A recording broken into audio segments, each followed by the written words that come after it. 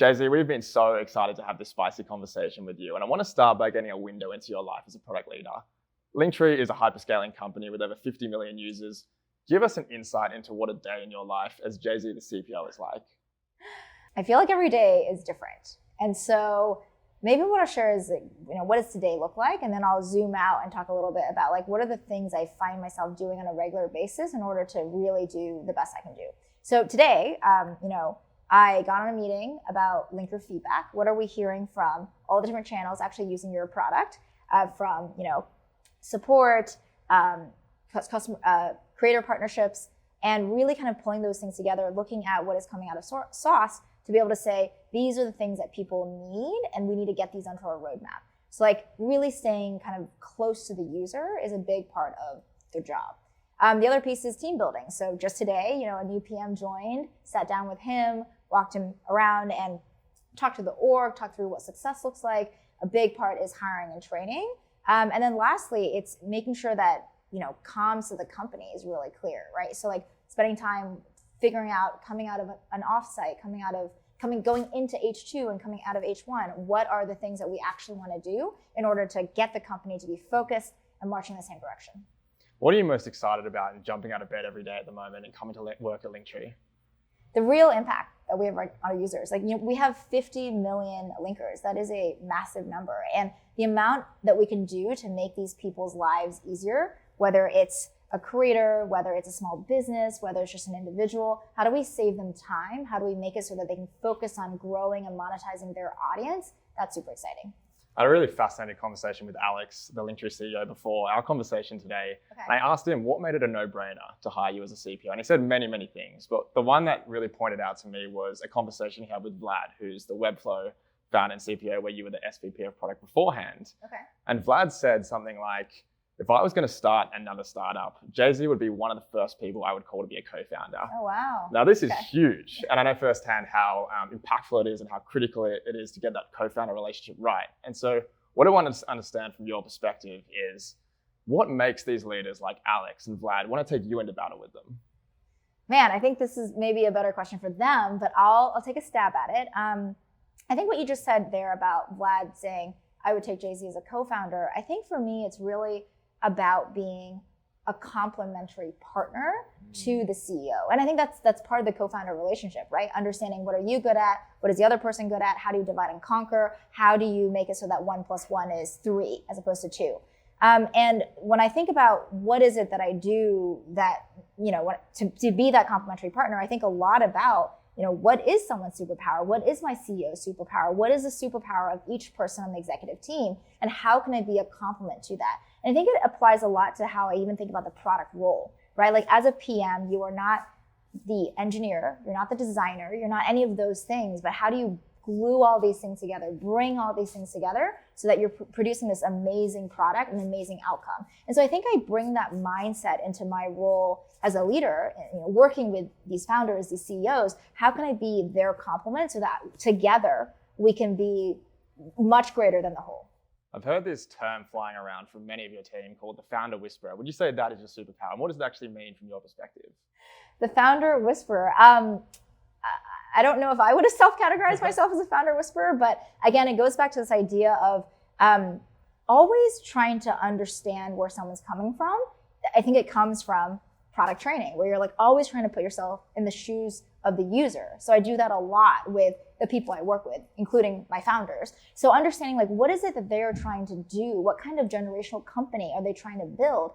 And given that context, what is my role in bringing that to life? And so I think that coupled with this idea of really seeking to understand the why. A lot of times, somebody on a team will do something and you're kind of what? Why did you do that? Or what's the motivation behind that action? Or that push from that founder when he emails you super late at night and is we need to fix this thing. Where is that coming from? And so I think a lot about the why. What are we, who are we building for? Why do we care about the specific thing? I think I do a lot of that with my founders, which is actually pushing them and holding them accountable, having them almost hold up a mirror to be hey, when you do this action, when you get really riled up about X, what is it that is causing you to do that? And then instead of just, reacting, how do we create a system? How do we build a team such that you're able to have something around you so that we are doing the thing that you care a lot about. We are doing the thing to build the product that we want, to have the impact on the world that we want, and to also, be able to like serve our users that we want. You mentioned bringing a generational company to life. One of the things Alex mentioned before was when you came into Linktree as the CPO, he had this incredible vision for Linktree in his head for about 7 years. And you came in, you absorbed it, you articulated it to the entire company in a world-class product strategy, which stepped them towards the end state. Give us a lens into what this process was like in translating this incredible vision into a product strategy. Yeah. A vision is just a vision if your company doesn't understand what that actually means in terms of what it is you're doing and what it is you're not doing. And so the way I think about it is at the end of the day, the vision is almost like the tippy top of, call it a triangle or a mountain. And then the layer underneath that is your actual strategy, right? Like what are you investing in order to achieve that end state? What are you saying no to? And so that's the process that Alex and I went through, which is, okay, great. Like, let me understand all of the pieces in your mind, going back to this idea of really understanding the why. Like, what is it that you're trying to build here? For whom? What does success look like for you, for this whole team? And then being able to distill it down into literally a document. It's as tactical as a one. It's never one. It's usually two. A two, but never more than two. A 2-page document that essentially lays that out. Like, this is our mission statement. This is what it means. Like, this is what it means to get there. What are we focused on in the next, I usually do a 3-year horizon because it takes 3 years to be able to be like, I want to achieve this meaningful end state. Anything longer than 3 years, everything can change. Anything shorter feels a little bit too short-sighted. And then you translate that 3-year vision into over the next, 12 to 18 months, because companies typically plan in annual cycles. These are our investment areas. And I like to actually constrain and push that founder to be like, these are the 3 to 5 things we're doing. How do we articulate that in a way that the whole company understands what success looks like? And then these are the things we're not doing. These are very clear areas that we are not going to invest in now, maybe later, or maybe never. So you have a company-wide 2-page document which says, here's where we're going to invest and here's where we're not going to invest. How does that trickle down to the individual product teams? How do they roll what they're working on day to day up to that strategy? Yes. There's a couple pieces here. The first one is you have to be able to articulate your strategy, which I just talked about. Then you have to actually build your org to reflect your strategy. And I think that's a very, very important piece before you get straight into like the nitty gritty of what each team is doing on a daily basis, right? And so the org is a translation of essentially what you've decided as a team, especially as a leadership team, of the things that you're going to invest in and the things that you're not going to invest in. So your org design should reflect, here are the metrics and here are the areas that we believe are important for us to invest in and move, right? And so your org should be able to say, these parts of the org are goaled in these ways and they're going to move these numbers. There are also parts of the org that's really hard to be able to be goaled by a single number. So again, on a growth team, easy to be like, this is your sign up number, this is your activation number, this is your conversion number. But when it comes to like a core product, it's less about the number and more about what do we want to invest in overall? These are areas of a product that really are important to us and to our users. Let's not take investment off of them. But then we actually can bring our strategy to life via the headcount that we put on each of these areas. We want to go really deep in this one particular area because it's really important to our users. Therefore, we're going to put 5 people on here, 10 people on here. And in this other area, we want to keep it going, but it's not the same area of focus as like the 10. So let's put 3 people on here. So then you translate your strategy into org design and you actually bring it to life through investment and headcount. And then you're able to give teams very clear goals and also have them be structured in such a way where they're running towards those goals. I'm going to come back to Linktree and how you've set up the product teams in a second, but I want to dive into your customer, true product style. And so top of mind for everyone at the moment is AI and how that's changing people's lives. And so if we think about the creator, the SMB, how is their life changing at the moment with AI? Yeah. I want to back up a second and just be like, who is Linktree's customer, right? And what's really special about Linktree is that it's very broad. You have people like Selena Gomez, a celebrity. You also have organizations like the White House using Linktree. You have creators like Get Ready With Me Girl or a lifestyle blogger, YouTuber. At the same time, you can walk into a restaurant and you can see the Linktree logo using a QR code. Like they're little SMBs, like a bagel shop or a pizza shop. Like all of those people are Linktree's customers. And so I think it's important to first ground in like who these people are. And then there are shared needs and then there are distinct needs, right? I would say that the shared needs for everyone is to be able to have a digital presence and to be able to save time in order to be able to grow their business. That is a universal need. When it comes down to, very distinct needs, this is where it kind of starts to be more specific. So like a creator, for example, they're trying to really monetize their following. That's not true of a restaurant, right? They're trying to get people in through their door, but really, and really trying to like make a name for themselves.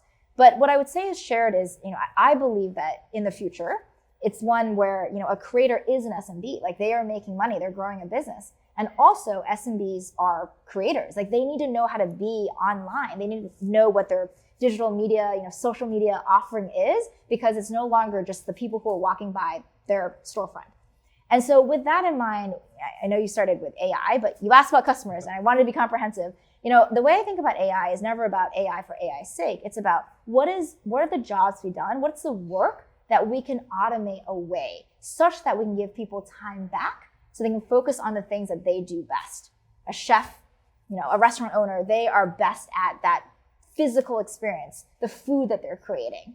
A creator is really great at the content they're making and their taste, their curation.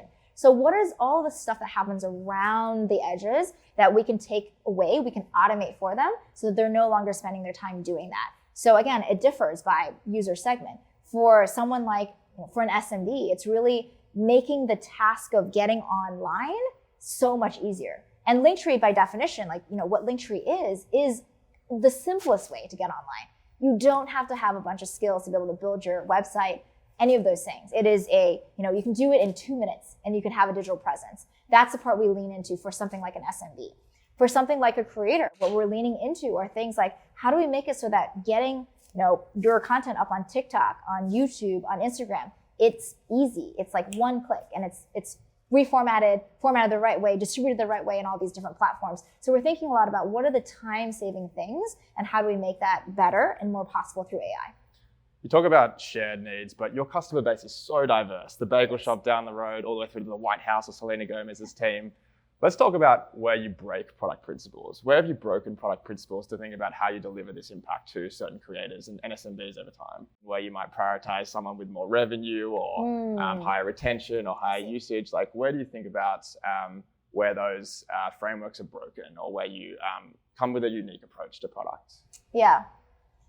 I think for me to answer that, let's talk about where I would say it's consistent, and then let's talk about the edges a little bit. So at the end of the day, I think a lot about building at the shared Venn diagram. And I do think that is a known product principle, but it's a very hard one to actually stick by. And what I mean by that is we do look at what are the shared needs of a White House, Selena Gomez restaurant, lifestyle blogger. We look at their shared needs and we try to build as much at the intersection of those needs as possible. Because when we do that, we can actually spend the time to really get that feature, that product right. And I think that it's much better to be focused as opposed to distributed all around the edges and doing a little bit here, a little bit here, a little bit there. We want to get the core use cases that all of our users and creators and SMBs and whoever it is want. So I'd say that's where we try to not break the principle. But I would say there are a couple ways we think about those moments of delight.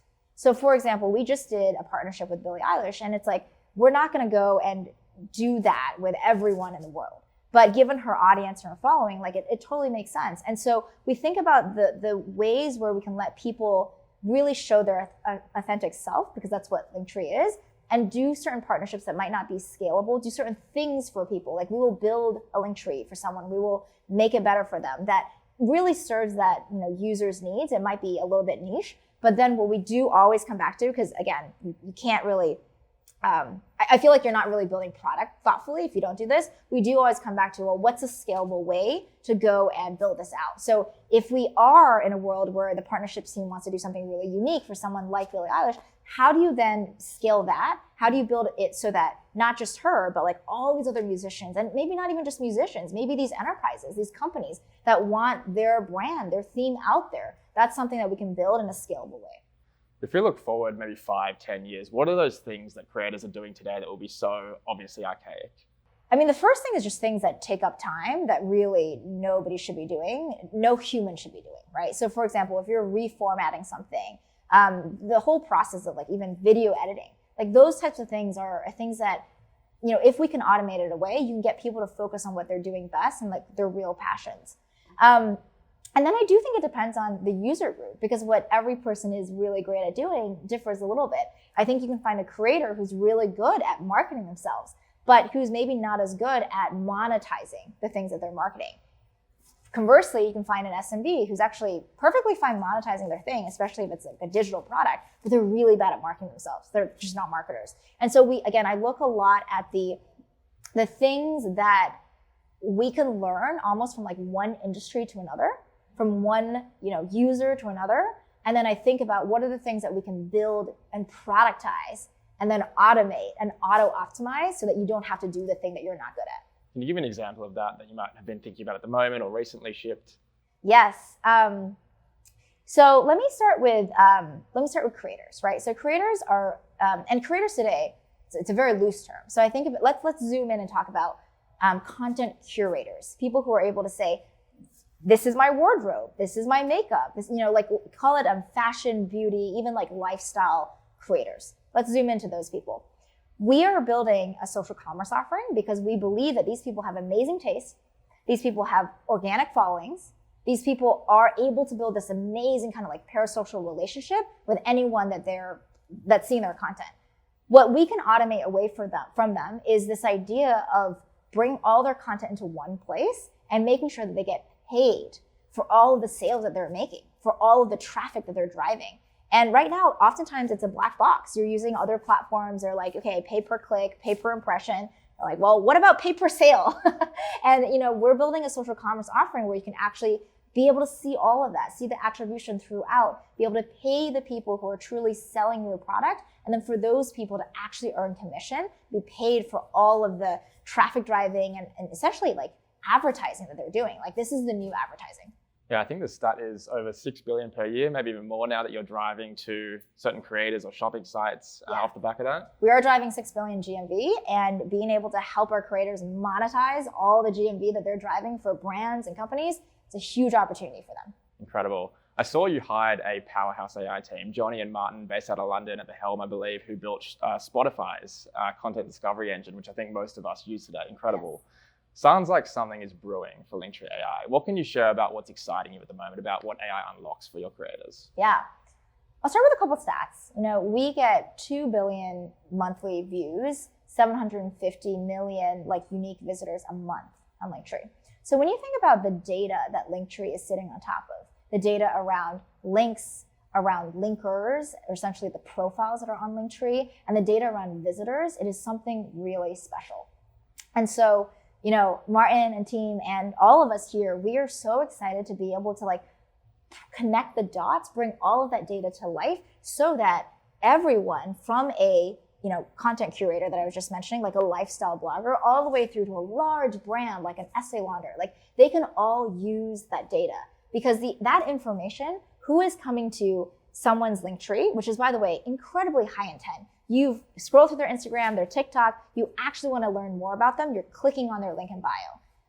Who's actually clicking on that real estate? Who's then clicking on the links, the content within the Linktree? That is all incredibly important information for that creator themselves to be able to say, this is what's working, this is what's not, this is where I'm driving conversion.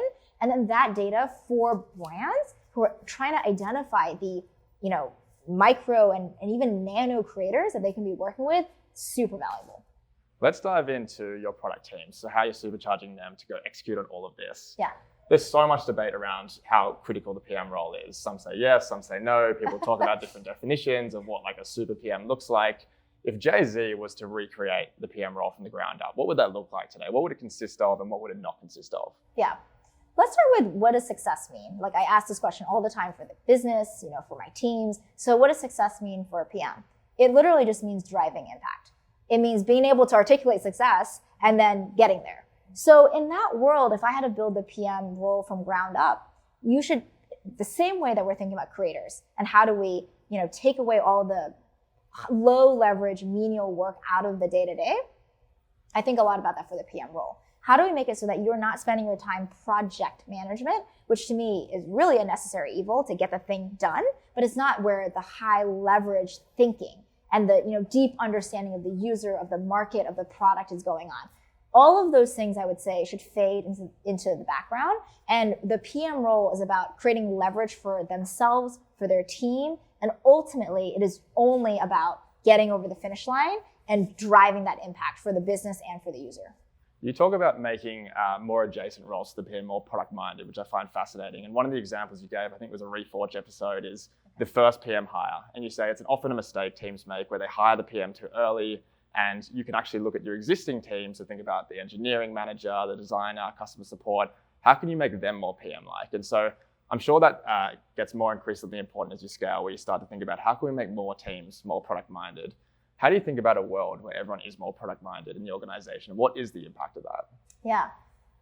The more that the whole organization is able to understand the user base, your customers, and to be able to grok the business problems, the better. Because every single day, what I want is people closest to the work being able to make decisions, the right design decisions, the right engineering decisions, when they know what it is that people are needing and what success looks like for the business. When you can take what's bottlenecked in the PM and distribute it across the organization, you're gonna get every single person, every single team running at a higher capacity. So I really do believe in that. So I don't believe in a world where the PM is almost safe holding the things that they do today because they're worried that if they didn't do them anymore in the future, they wouldn't have a job. That is the opposite of PM's job. In fact, most of the time, PMs should be working themselves out of a job, and great PMs will never find themselves truly out of a job because there's more higher leverage work to be done once the thing that they were doing previously is either automated or distributed across the org. What are some of the more tactical things you do to actually execute on that? I know you have linkers coming to all hands. You talk a lot about rituals. What are some of the more tactical things that you do to bring customer support, engineering managers, designers closer to the customer? Yeah, well, we use Sauce. So with Sauce, we're able to see all of the tickets, everything coming in, and you're able to see that aggregated. I think that, again, I think a lot about where is AI going to have a benefit, not just for the end user, but also for the teams that are building for these end users. I think it is in the things that are menial today, right? There's a lot of support that is, support people don't want to be doing. How do we automate that? There's a lot of coding that is very manual. How do we use things like copilots and get rid of that? For the product role, there's a lot of things that I think are low leverage. If you can do less project management day to day, if you can do more getting the pulse on what people are needing and wanting and struggling with without spending all of your time being hey, here's some gift cards here. Can we get on the phone? Oh, you're the compliance officer. How do I even, should I wine and dine you? We want to take that all out of the equation because that's a lot of work for a little impact and get straight into how do we get to the insights? And so that's a lot of what I think about. How do we get straight into the insights? How do we be closer to our user? And how do we shorten the loops in terms of building, launching, and learning? One of those processes that I've heard you do not like is planning. What do you not like about planning? Which specific parts? And if we were to remove those, what is it replaced with? The part I don't like about planning is the amount of work it takes to do it all, only for it to get thrown away within Q1, right? I think there's a lot of busy work when, especially today, the technology landscape is changing so rapidly. You don't know what companies are going to come out with, what LMs are available, what technology is actually available 6 months from now. And so it's really, really difficult to do a whole years of planning down to the nitty gritty. You're just going to be spending a lot of time doing things that will change. And so what I really believe is important in planning is to get really clear on your strategy, which is that 2-page doc I mentioned, to spend a lot of time on your org, to make sure your org design is reflecting your strategy, to talk a lot about investments, both things you're going to invest in and things that you're not, so you can be really clear to your team what to focus on and what falls away. And then I think you let all the other, I'll call it what's and hows, come through the process of building. How are you going to do this thing? What feature are you actually going to launch? I don't know. It depends. It depends on what you're hearing. It depends on what success looks like. And again, it shouldn't be up to any leader to dictate the features. It should be up to the teams with that knowledge of the user and of the business and that deep space to be able to come up with the best solutions. Jay-Z, you popularized the minimum level product, and the piece that I want to dive into is this trade-off between speed, quality, and scope. How is this equation changing with AI? It's a great question. I do think with AI, you can actually get more than ever before. So you can get more speed and scope just in terms of how quickly you're able to develop. Again, with something like Copilot, engineers can do a lot more. So being able to push on that while not having to minimize or trade off on quality, I do think is happening. At the same time, there's almost this tension where it's like, in order for me to go build a really great product based off of AI, maybe I need to get the thing out there sooner so I can actually get the training data back. In which case, that first version of it might not be as high quality. And I think that's where I would actually really leverage things like beta groups, things like building with your community, building with your users, and be very transparent with them, right? Instead of being like, this is perfectly polished, like this is all good. How do you indicate that like we're co-building this together? There may be times where this isn't gonna be great. Like you're gonna get something a little weird, but we're building it together in beta, so that's okay.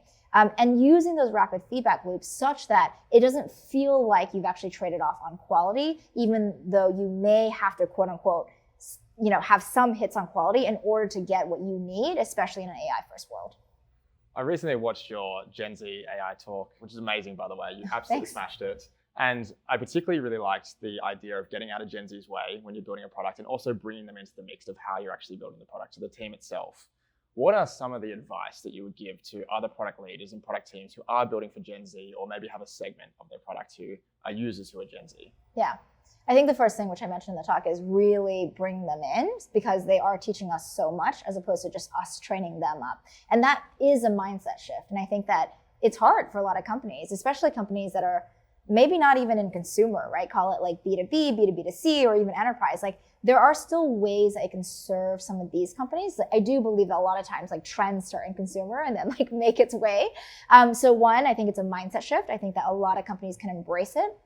I think at the same time, if you are like Gen Z and you're looking for a role, thinking about all the ways that you can acquire the skills to hit the ground running. And actually, maybe controversially, I don't know if product is necessarily the best place to get that start. It might actually be in design. So I am a big believer that, with all the creation tools out there, with all the design tools out there, the amount of quote unquote training to be a designer is changing. I don't say it's diminishing, but it's changing. And the accessibility to the world, to younger people to be able to get that skill set, it's growing. And so if I were Gen Z, I'd be like, how do I get that design skill set, that product thinking skill set, and then enter an organization and really make impact through showing people, not just telling? Because again, if you think about if you're a young generation, you're like, I don't know, the older people are telling everyone what to do, but like I have the power of showing, I have the power of inspiring. And I think it's through that like Gen Z can make a huge impact, or quote unquote, like younger generations can make a huge impact.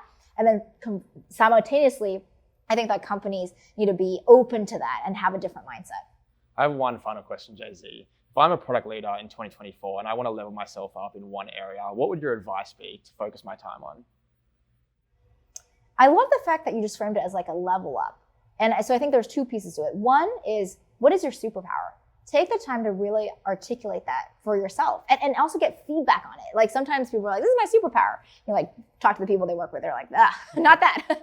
So what is your superpower? Get feedback on your superpower, speaking about leveling up, and then lean into level up that superpower. And that's where it's like, well, what are all the ways that like I do this today? People love that I do this. This is the brand that I've created for myself. How do I do that more? And that's where you think about tools. You think about the teams you're working with, the skills you're learning. How do you level up that superpower? Thank you so much, Jay-Z. This has been an incredible conversation. I really appreciate it. It's been super fun.